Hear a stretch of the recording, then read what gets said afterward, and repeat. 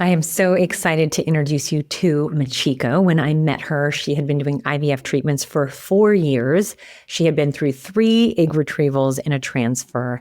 And the doctor just kept on telling her she was old. Oh my goodness. So she would stay up at night, feeling hopeless, devastated, worrying, thinking about how is she ever going to make this baby come to her. She talks about how she really felt trapped. And so we are going to talk about kind of what we did together. And speaking of a trap, I sometimes feel like what she did in ERA could be a bit of a trap because it traps us into a certain medicated or a certain protocol, typically the medicated cycle. And so I'm going to talk about in this Path to Parenthood just what changes that we made together that finally led her to her baby girl. I am so excited to introduce you to Machiko. It is so good to see you, Machiko. How are you doing? Good. I'm great. Thank you. Well, I'm so excited that you're joining me. And how are you feeling doing this chat?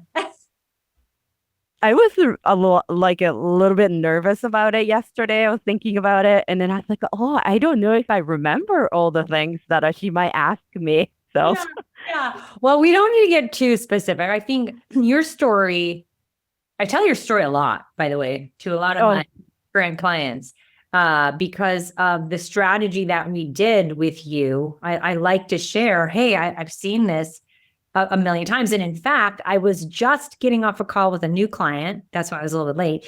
And she just did 2 protocols like you. And they're like, now we're doing the ERA. And I'm like, pause, wait a minute,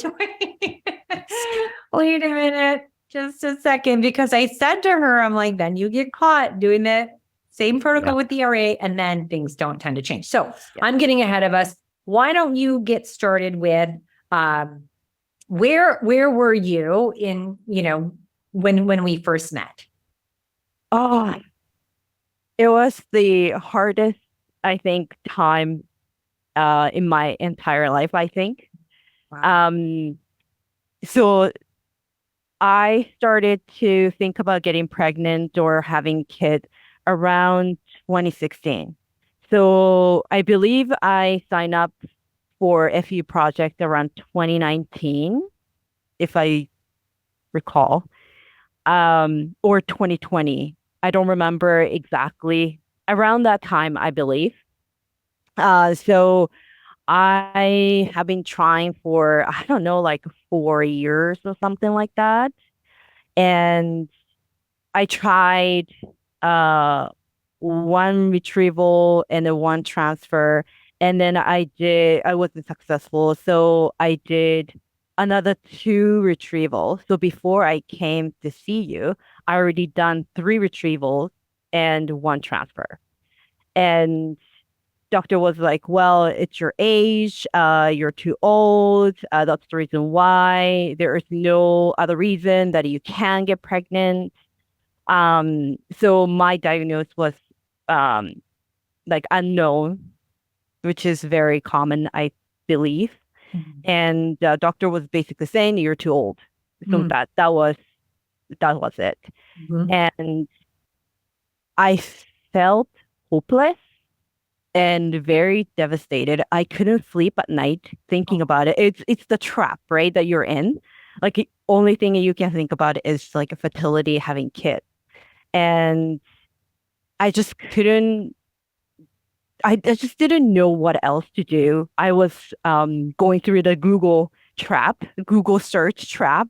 Probably everybody going through before come to you and trying to diagnose myself and knowing the reason why would have resolved something, but a doctor wouldn't know, I wouldn't know. And that's the time I found you through a Facebook group. There was one lady who was posted about a bunch of information that she researched. And one of the information was your program.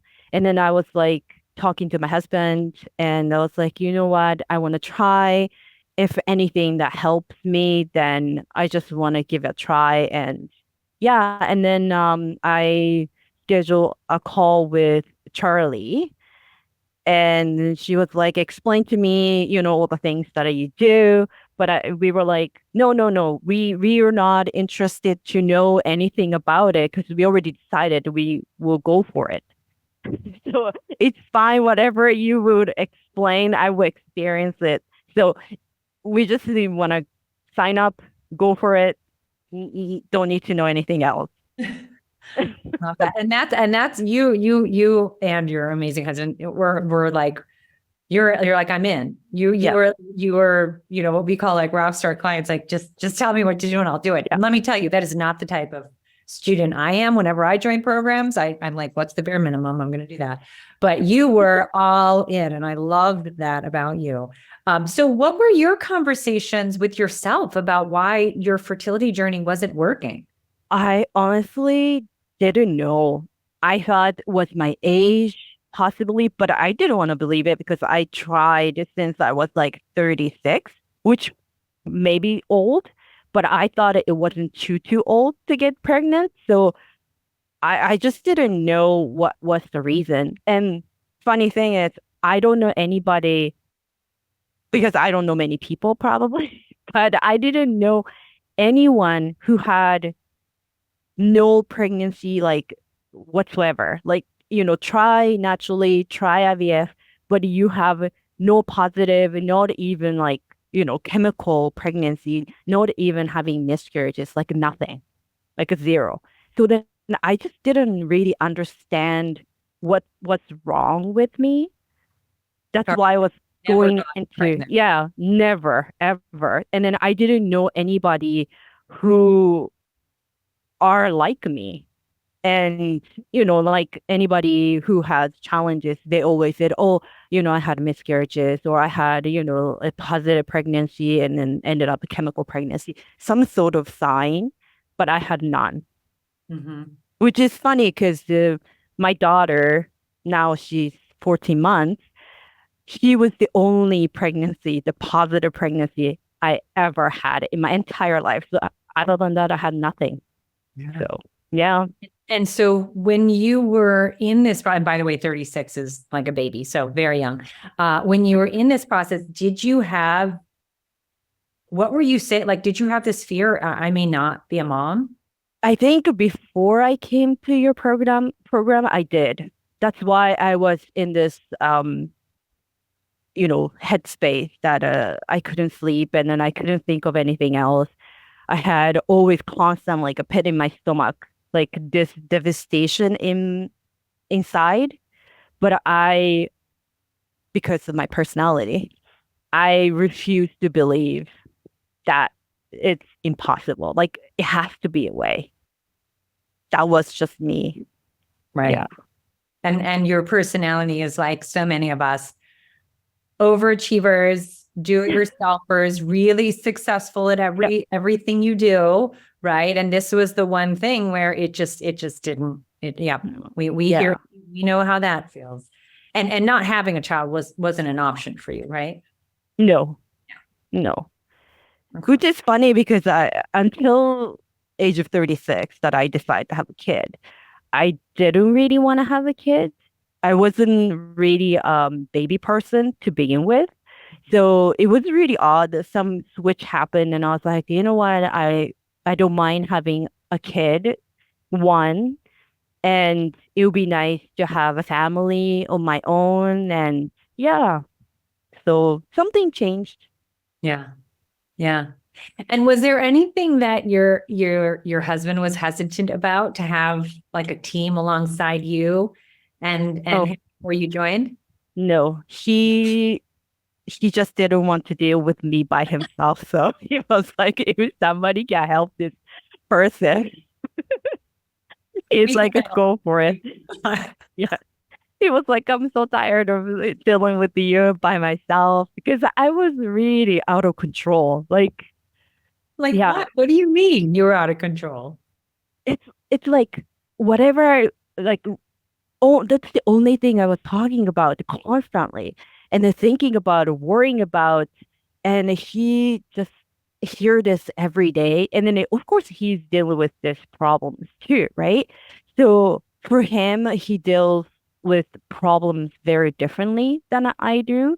So him like hearing this constantly every day, it wasn't a good thing for him. So he's just like, you know what? If there is somebody who can listen to you and calm you down and be kind and nice to you, then yeah, go for it. So that's kind of what he told me. It wasn't really like this would be the solution per se, more like I just can't deal with you with this issue because it's already hard for him. And he was like, if this is gonna calm you down, then yeah, sign up and try.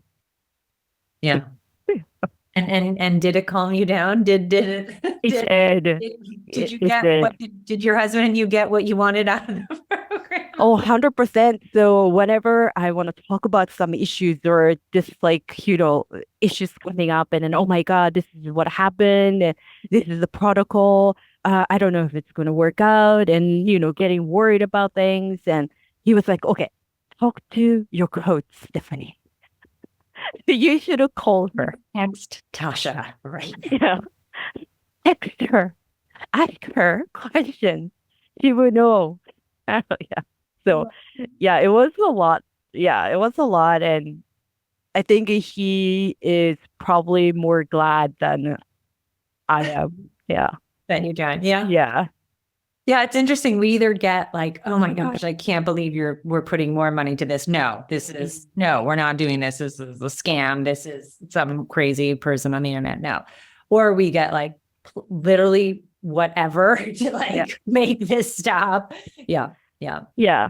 Yeah. Your husband, it's like 50-50. Yeah. Yeah. All right. And so go ahead. So go ahead and share where you're at today. You said she's 14 months. She's 14 months. Oh my God. Oh my God. Yeah. Time flies. Yeah. She's really wild, very sassy. I don't understand, like, not neither of us were like that when we were a kid. So, but she was very, very active and very good, baby. Yeah. Good. Yeah. Very happy. Yeah. Well, I love that she's sassy because, like you said, neither you and your husband are just like the nicest people alive and fun and wonderful, but you're both calm and you're both very nice. And the fact that you got a little sassafras on your absolutely love.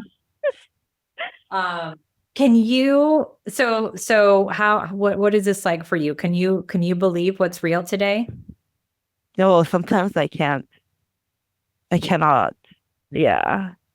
Sometimes, yeah, like, yeah, my husband and I always say, like, oh, if this wasn't like, for Tasha, then we wouldn't be here. So, yeah. Oh my gosh. Yeah. Yeah. Well, I don't think you would have given up. You may have needed another egg retrieval based on how the transfers were going, girl. Yeah. Yeah. That you would not have given up.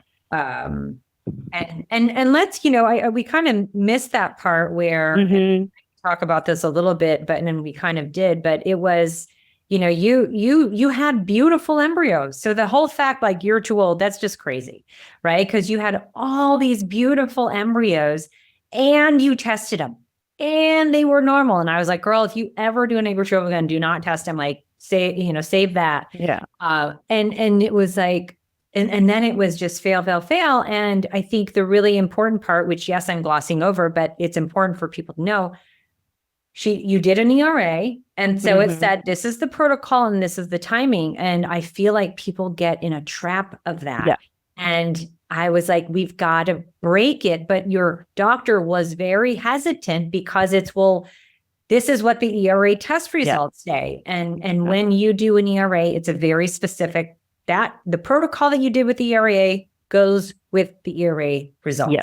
That's what I was explaining to somebody today. I'm like, but you can't do another medicated cycle because it didn't work twice with genetically healthy embryos. And now they're going to do an ERA with a medicated cycle. And you just popped up as usual. So who now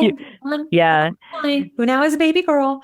But what we did was we scrapped the ERA results. Yeah, we didn't that was tough because even like when we talked about this the night before the, I guess we call it trigger, the endometrius, like a deposit, like a suppository, right? Like you put in.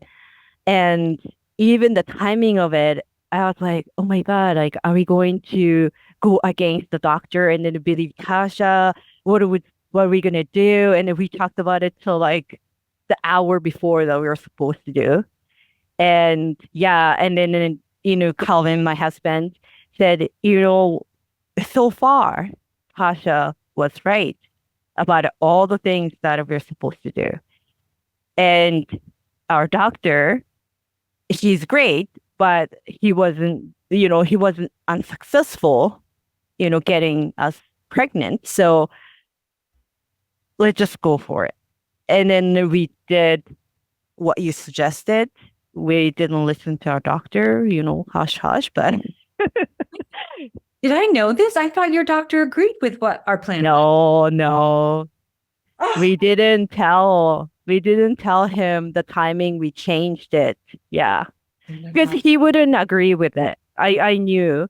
So then we were supposed to, I think we were supposed to do it like a midnight or something, or 11. And then you told us, no, the timing is not correct. So you have to wait for 2 hours or something like that. And we did wait for 2 hours. Okay. I don't remember this. Yeah, this is what happened. And I have had this happen before. Yeah. And I'm like, you cannot go against your doctor. You cannot, Yeah, exactly. Right. But then, our conversation was. So I think I told you this is this protocol. This is it's supposed to be. Oh my gosh, I do remember now. Yeah. And then doctor didn't understand the protocol. So he wanted me to base it off of regular, whatever the standard that he was suggesting, based off of the ERA, of course. And we were like, okay, but then he didn't understand what we were doing because basically we're doing a natural cycle. He was suggesting with the medicated one. And we need to follow what Tasha is saying because doctor didn't really quite understand what we were doing. So then we kind of waited 2 hours and then we did. It worked. I'm sweating. Just kidding. Yeah. No, this all comes back to me. The doctor agreed on our next protocol. That was the first. I thought the doctor agreed. So that was it. The doctor did agree on the next protocol. Yeah. And then it was the timing. And I was like, that's not the right time. No, that's not the right timing. Okay. This all, because I remember counting your ovulation and I'm like, but there's a surge and then there's ovulation. I'm like, yes, that's what I remember now. Yeah. It all just came back to me. You calling me and we're counting days. And I was like, I don't know how to tell you this, but that's not the right. Yeah, exactly. And then that's why this is probably the tough part of being this program is you need to kind of advocate yourself to your doctor who is kind of prescribing you all this medication and a protocol, but you kind of need to go against his opinion, not really against, but to convince him to try something new that he hasn't done before. Because that was the case with my doctor. He didn't understand what we were doing. And, he's like, he wasn't comfortable, but I convinced him saying, so far, this hasn't been working. And I want to try this time to do something different. And he was like, okay. So I think that's the challenge that I slow with our process. Um, but my doctor was very good. He's a very nice person, and he was very kind. So he understood where I was coming from, and then in the end, he kind of did what we said. And then yeah, we had yeah our daughter. But yeah, another thing I want to touch is we didn't do we didn't test our embryos though. We only tested up to 3 retrievals. So fourth one, you told us not to test.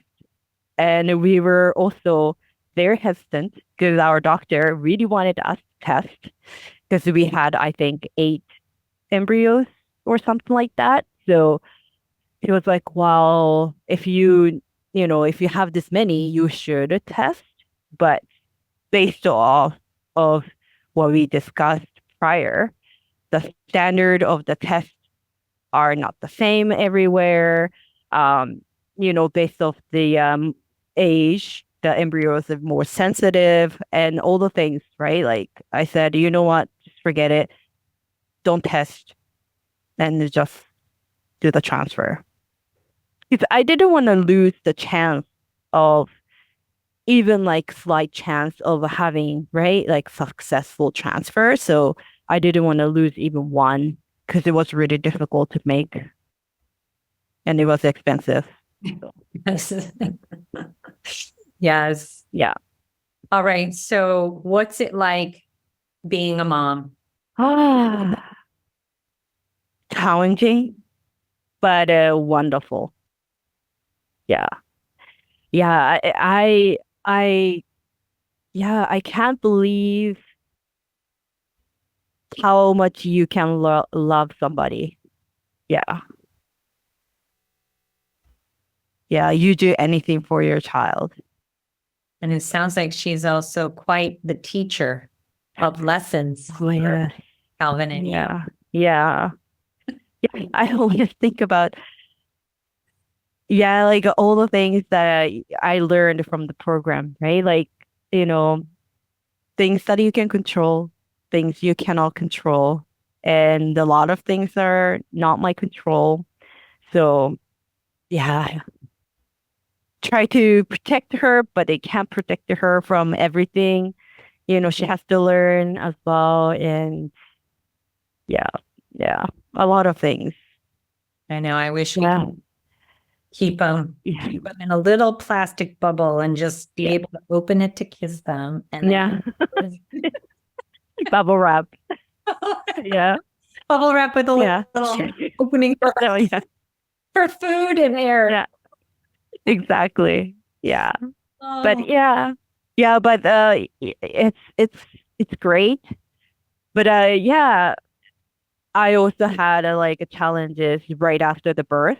The birth part was not really that bad. It was not a problem, but yeah, right after birth was really hard. I going through a lot of anxiety for a few weeks. And even now I'm dealing with that as well, postpartum. After over a year, like 14 months, still going through some. So it's really like I think a lot of people learned from the program, like breathe. You have anxiety, you have to breathe and then you control your breath and, do the calming meditation or a little bit of stretches or something like that that you take bits and pieces from the program and then implement. It does help calm your, self and yeah. Yeah. And we can always talk offline anytime. But just remember, there's a huge depletion after a baby. So where's the body at? Right. And that's the sleep, nutrition. Maybe you need some supplements. I don't know. Hydration and the brain breaks. And then it's the mindset, right? Anxiety, which is also what I've always been prone to, is forward thinking, future thinking, what is, right? And so more of those exercises that I've taught you to living in your head and even just grounding exercises, which anybody can do, which is just bring yourself to the present, because our mind goes so far ahead with the what else, what ifs. Yeah. Body first, foundation, and then the mindset work to start just rewiring and reminding your brain, because now your brain has two people to worry about. Yep. Right. And so it's like double duty of anxiety and fears and worry, because what if, what if, what if? So, Yeah. And then at the beginning, like the newborn phase for the first 8 weeks, oh gosh. it's really challenging because I barely remember what's going on. Breastfeeding was challenging and, not sleeping, and you forget to eat as well. You forget to drink water because you're, focusing on this one baby, human being, and you just can't remember doing anything else. Yeah. Well, and that's where, like I said, we go in with, you're probably still in a state of depletion. And again, just talk offline, but you're probably still in a state of depletion because you've never replenished. And when we're in that state of depletion, you were really depleted. So Yeah, that's exactly. Yeah. yeah, I'll help you out, mama. All right. Well, if you could give somebody else with your exact fertility issue, making normal embryos, even though they said you're too old, and doing transfer to transfer, and they're not implanting, any advice that you'd give someone to start thriving instead of kind of barely surviving like you were? Ask for help from someone who knows. I think having somebody besides you, and your husband, is very important. Even like you might be not 100% sure how it's going to work out, but having that a little bit of support next to you is really give you a little bit of comfort and a little bit of break and a little bit of space inside you. So I calmed down a lot after I took the program. And then I think also accepted some of the things that kind of, it's the reality of it, right? Like you don't know when. And then, coaches and Tasha tells you like once you decide you're going to be a mom, you're going to be a mom, but you don't know when. And then those timeline and the pressure and then all the things, like kind of you accept that, kind of surrender. That's what you always say, surrender. So I In control, right? exactly. So I think it's just worth trying to have somebody. And then, of course, Tasha's program is great. I I would teach my daughter. Hopefully she will listen to me, but teach my daughter it's very important to have long, healthy life. It comes from your mind. So you have to calm yourself and, being healthy is very important. So move, stretch. Yeah. So I recommend to anyone who is struggling, even not struggling, like it's just a life lessons that you can take on. So, don't call it as just fertility. It's just for the life coach type of thing. And then in addition is the fertility. Yeah. Oh, I love that. Benefit. Yeah. I think it will benefit for anyone who can take on the program. Yeah. Oh, thank you. Okay, last question. Why do you think you were in this extraordinary fertility journey? I ask myself that every day. So maybe I didn't have enough lessons to that point. I'm not sure. But I think I needed that, not particularly believe in anything, God or anything like that, or, particular religion. But I think in order for me to have another person in my life to raise, like, as a parent, being responsible for, I think I needed that reminder. There are so many things that are not your control.